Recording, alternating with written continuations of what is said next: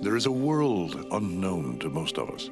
It exists side by side with our own. A world of radically different perspectives, where a drop of water can be home. Those who live here eat the books we prize, devour our plants, stalk each other without mercy. They even stalk us through the strange and eerie landscapes of our bodies. Tiny monsters, revealed by special optics and microphotography. Our next-door neighbors. The stuff of nightmares, if we dare to look.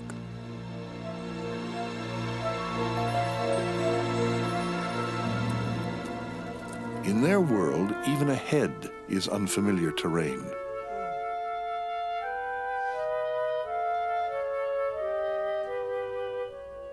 And the palm of a hand is like a furrowed field.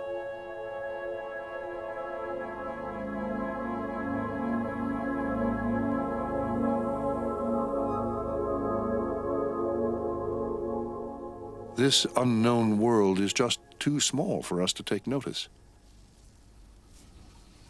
We see only our world built on our scale, large, open, and familiar. We don't even know what we're missing. In the unknown world, our chest hair is an overgrown jungle. Our scalp is a tropical rainforest.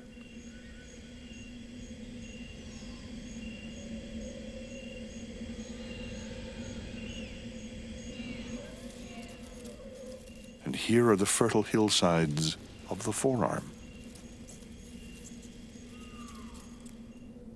The desolate desert of the inside of the wrist.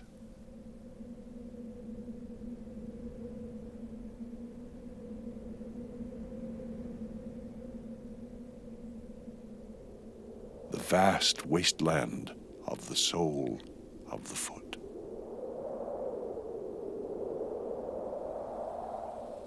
The body we think we know is really an illusion, born of our limited perspective. Sometimes, of course, ignorance is bliss. It's not easy accepting the fact that billions of other organisms live on and in us. Most of them are bacteria like these. A microscopic swarm in a drop of sweat.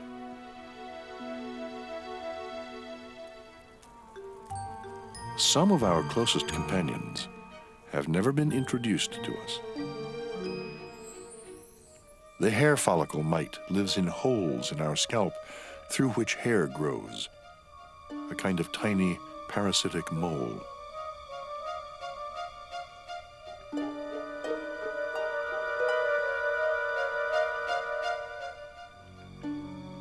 It looks like a science fiction creature, but it's only 1/250th of an inch long.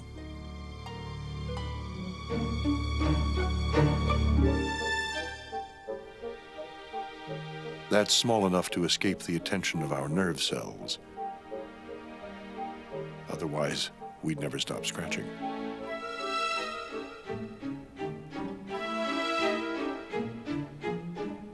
Just knowing they exist is bad enough.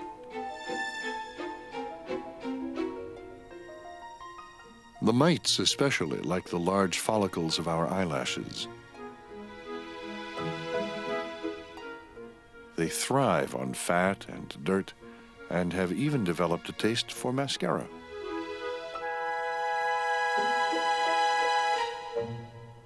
But for other denizens of the unknown world, there's a much more abundant food source nearby.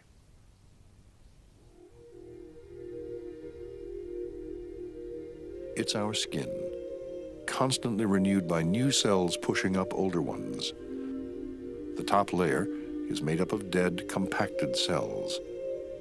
Every hour, we shed 1.5 million skin flakes. And each one has its own colony of hitchhiking bacteria.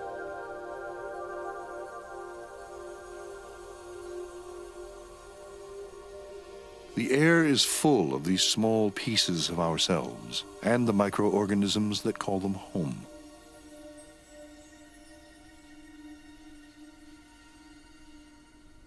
What we see in the mirror is a layer of dead cells soon to be cast off. Still, even dead cells have their appeal. How do I look? Absolutely beautiful.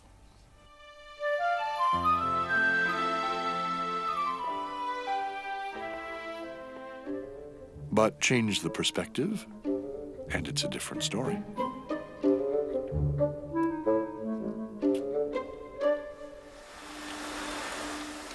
When we're finally forced to face reality, we find that dead skin makes up 90% of the dust on our floors, not to mention an army of creeping, crawling creatures. This is the front end of a dust mite, seen through an electron microscope. It's about 1/80th of an inch long, impossible to see with the naked eye.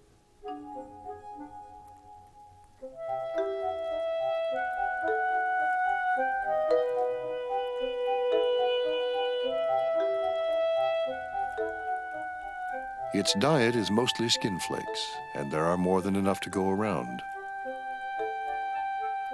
It's a never-ending feast, and we're the purveyors, like it or not.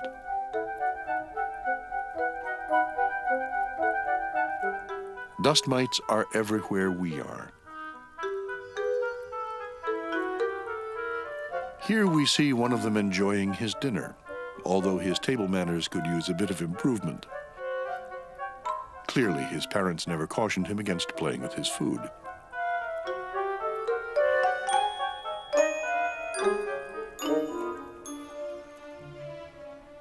If you think you can get away from dust mites, think again. Even in our beds, they keep us company.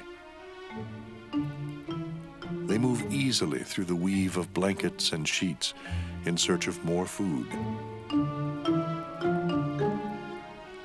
They scavenge when we're awake and when we're asleep. They are insatiable. But why not go to the source itself, our own skin? Food is everywhere, waiting to be harvested. But before you run to take a shower, consider this. Dust mites are really sanitation workers who help clean up our mess. Mites play an essential role in the ecological process, turning our biological waste into their food.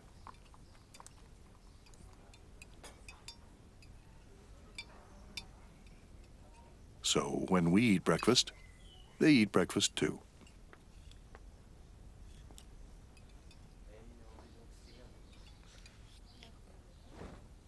In fact, for every source of food, there's a group of hungry organisms scanning the menu.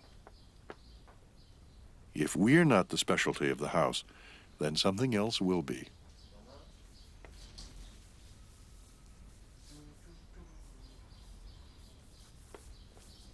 See you tonight, darling. I'll be home by 6.